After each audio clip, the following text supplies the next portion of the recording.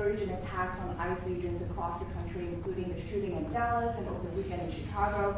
We saw 10 cars boxing in on ICE agents and another one ramming into an ICE vehicle. Yeah.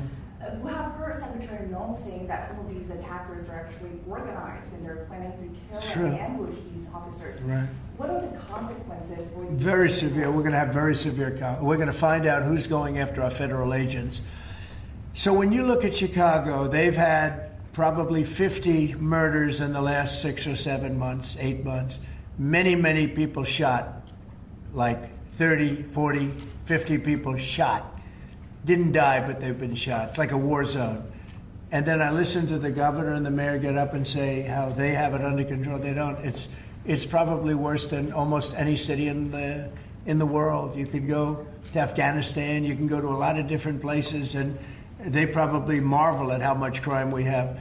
Then you go to Memphis, where we are right now. Now, it's just like in Washington D.C. right now. You people know better than I do, because you have to live right inside. And so many of the press have come to me. They've said, I can't believe it. It's changed so much. We have a safe city in Washington. Memphis will very soon have a safe city. Chicago can be very, very safe. It's going to be very safe. But Chicago is going to be very safe.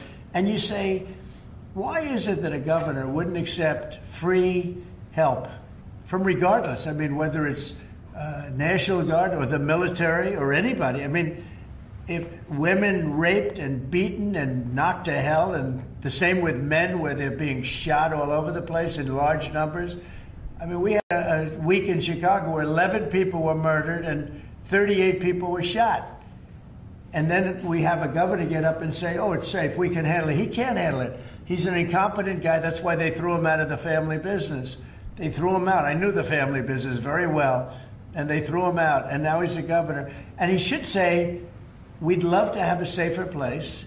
Chicago's a great city, potentially. You know, I told you, the head of the Union Pacific Railroad said, sir, save Chicago. It's a great city. It's going to be lost if you don't do it. We have no choice but to do this. And when judges give us rulings that, you know, you don't have to do it, Portland is on fire. Portland's been on fire for years. And not so much saving it. We have to save something else, because I think that's all insurrection. I really think that's really criminal insurrection. So I appreciate the question. These are unsafe places. We're going to make them safe. So you see what's going on in Memphis. Not pretty, but you know what? We're doing a pretty job, because it's going to be a very safe place in a little while. And the people of Memphis are so happy that we're there. And the people of Chicago. So you have black women with MAGA hats on in Chicago, all over the place. They want the guard to come in, or they don't care who comes in.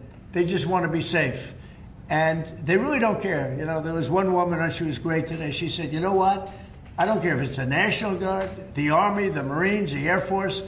I don't care who comes in, as long as we're safe. And that's the way most of the public feels. We're going to make Chicago really great again. And we're going to stop this crime. Then we're going to go to another one, and we're going to go city by city. We're going to have safe cities. And it was so great that we started with our nation's capital, one of the worst. I mean, so many people, every week, somebody was killed. They'd come from Iowa, they'd come from Indiana. They want to see the Jefferson Memorial, the Lincoln Memorial. They want to see something, and they'd get shot.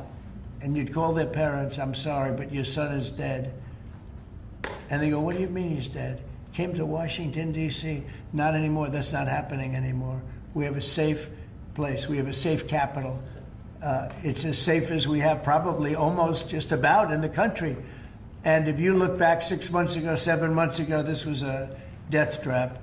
You look back during the Biden, I mean, what they did, how badly they managed things. And almost all of these cities, most of these cities are Democrat-run. And we don't care, Democrat, Republican, we're going to make them safe. So we have to save Chicago. It's very important. And you can't have a governor getting up and saying it's good when 11 people were shot over a weekend. What? The Insurrection Act, under what conditions or terms would you? Well, I'd do it if it was necessary. So far it hasn't been necessary, but we have an Insurrection Act for a reason. If I had to enact it, I'd do that. If people were being killed and courts were holding us up, or governors or mayors were holding us up, Sure, I do that. I mean, I want to make sure that people aren't killed. We have to make sure that our cities are safe. And it's turning out, and we started with D.C. It's been so successful. Think of it. People wouldn't go to restaurants. The restaurants were closing. We were losing a lot of restaurants, as you all know. And now restaurants are opening and they're thriving. And I went 2 weeks ago and it was great. I'm going to go again. I felt very safe, very safe. Forgetting about guards and Secret Service, and I would have gone, it would have been very safe. D.C. is a great, and look at the cleanliness of D.C. Look at how it's clean. You don't have tents all over the place. We had parks where you couldn't even walk through the park. You had people from tents, and there were violent people. Some of these people were violent people. We have a great, safe capital again, and if you look at it in 6 months from now, it'll be the most beautiful anywhere in the world. It's being cleaned. The graffiti's all gone now. The tents are all gone.